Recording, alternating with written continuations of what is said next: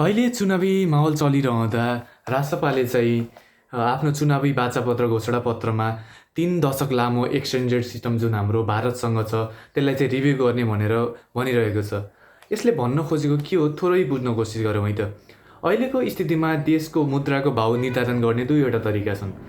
एउटा चाहिँ floating exchange rate system जुन हाम्रो डलरसँग छ, जुन चाहिँ दैनिक रूपमा फेरिरहेको हुन्छ भने अर्को चाहिँ हाम्रो फिक्स एक्सचेन्ज रेट सिस्टम हुन्छ, जसलाई चाहिँ हामीले पेग सिस्टम भनिन्छ।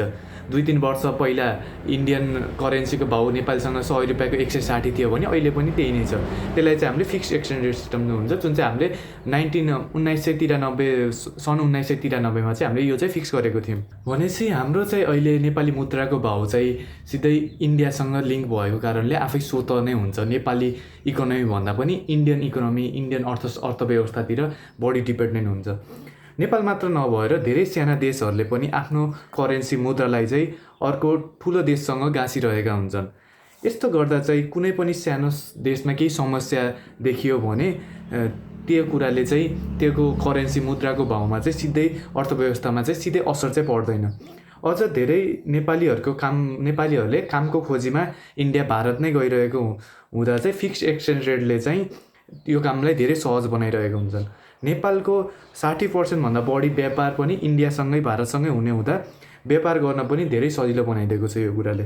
इन्डियन इन्भेस्टर्सलाई पनि नेपालले हाइड्रो पावर सेक्टरतिर पैसा इन्भेस्ट गर्नलाई चाहिँ हाम्रो एक्स्ट्रा पैसा तिर्न नपर्ने हुँदाखेरि त्यही भएर हामीलाई चाहिँ बाहिरी इन्भेस्टरहरू, इन्डियन इन्भेस्टरहरूलाई देशमा ल्याउन पनि धेरै सजिलो छ।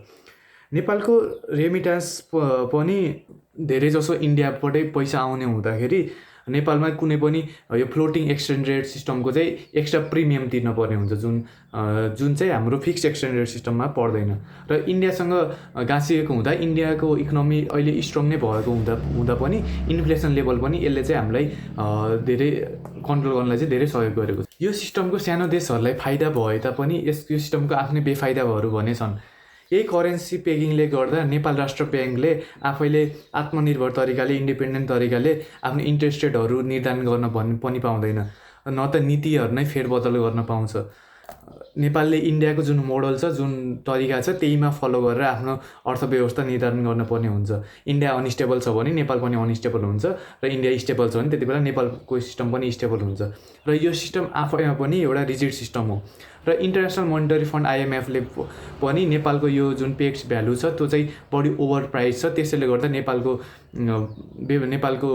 उत्पादनहरू चाहिँ इन्डियन उत्पादनहरूसँग कम्पिट गर्न पाउँदैन, किनभने तुलनात्मक हिसाबले नेपालको चाहिँ सेम उत्पादन चाहिँ अलिक महँगो हुन्छ भनेर भनेको छ। 2016 पनि डिमोनिटाइजेसनले गर्दाखेरि नेपालमा पनि धेरै असर देखिएको थियो। रासपाको घोषणापत्रमा पनि यो कुरालाई रिभ्यू गर्ने भनेर भनेको छ। र यसले चाहिँ नयाँ जेनेरेसन अफ लिडर्सले चाहिँ पुरानो सिस्टम र इकोनोमिक्सलाई पनि थोरै च्यालेन्ज गर्न खोजेको जस्तो चाहिँ देखिन्छ। जे होस्, यो कुरा चाहिँ सही हो कि यो पेग सिस्टमले चाहिँ नेपाली राजनीति अस्थिरता हुँदा, अनस्टेबल हुँदा पनि नेपालको इकोनोमिक्सलाई चाहिँ स्टेबल चाहिँ बनाएको छ। यसलाई फेरबदल गर्ने हो भने जो सत्तामा आए पनि धेरै सोच विचार भने गर्नुपर्ने हुन्छ। यदि नेपालले इन्डिपेन्डेन्ट बाटो अपनाउने हो भने आफैमा एउटा स्टेबल कन्ट्री हुनुपर्छ, र त्यसको लागि अहिले नेपाल सक्षम छ जस्तो चाहिँ मलाई लाग्दैन। किनभने यस्तै राजनीतिक अस्थिरता भइरह्यो भने नेपालको मुद्रा झन् कमजोर भएर नुन पनि खान नसक्ने अवस्थामा पनि पुग्न सकिन्छ। त्यसैले सबैले यो कुरामा सोचौँ र कमेन्टमा आफ्नो धारणा दिनुहोला। हस्त, धन्यवाद।